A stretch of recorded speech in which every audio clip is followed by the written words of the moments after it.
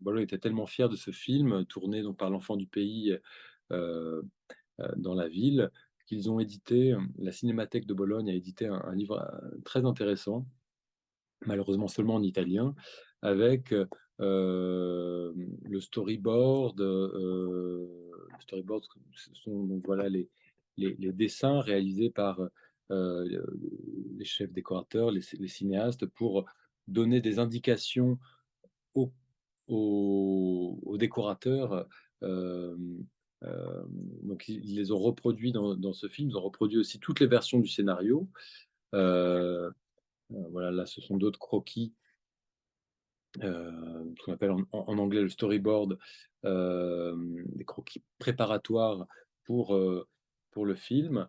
On voit aussi des dessins de Bellocchio. C'est quelqu'un qui dessine, beaucoup avant, je ne sais pas si c'est visible, mais, bon, c'est pas ce sont des dessins presque un peu enfantins, mais avant chaque film, il a pris l'habitude de dessiner. Je vais essayer de vous en montrer un, peut-être un peu plus spectaculaire sur la question de l'enlèvement. Heu, Ça va arriver.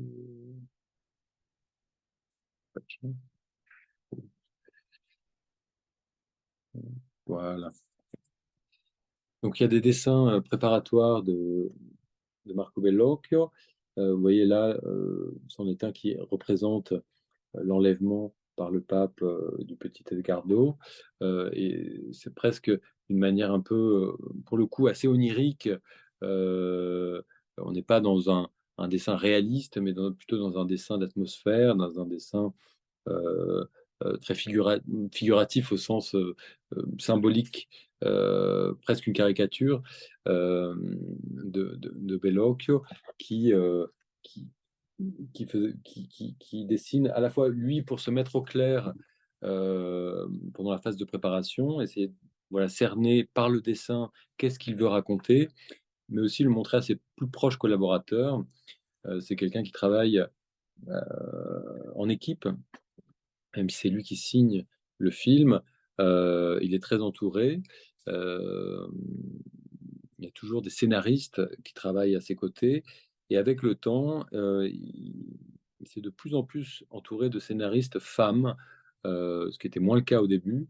Et mais d'ailleurs, on peut noter que son cinéma s'est, peut-être un peu adouci avec le temps, en tout cas il, il dénonce les abus de pouvoir de manière peut-être un peu moins violente que par le passé, ou de manière plus dialectique, plus ambiguë.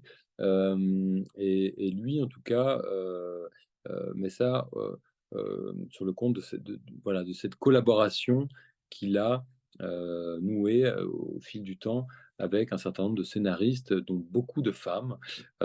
Si vous regardez le générique du film, vous verrez que le scénario est co-signé par, plusieurs femmes. Hem et l'épouse de Marco Bellocchio, elle, est monteuse. Il faut savoir que le film se joue aussi souvent au montage, d'une manière de structurer le récit.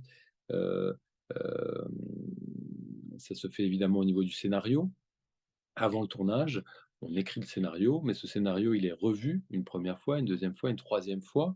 Je crois que là, dans le livre, on voit qu'il y a, beaucoup de tout ce qui est en gris ou en rouge, ce sont des scènes qui ont été soit coupées, soit ajoutées par rapport à la première version du scénario.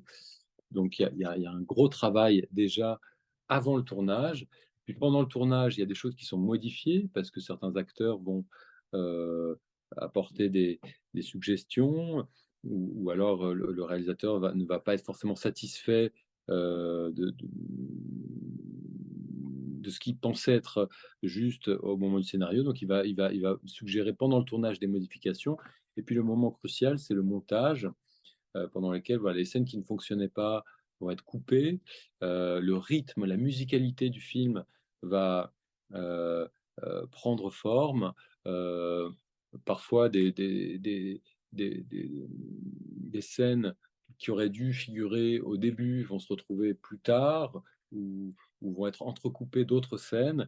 D'une certaine manière, en fait, le récit, il se construit et il se déconstruit, en plusieurs temps, scénario, tournage, montage.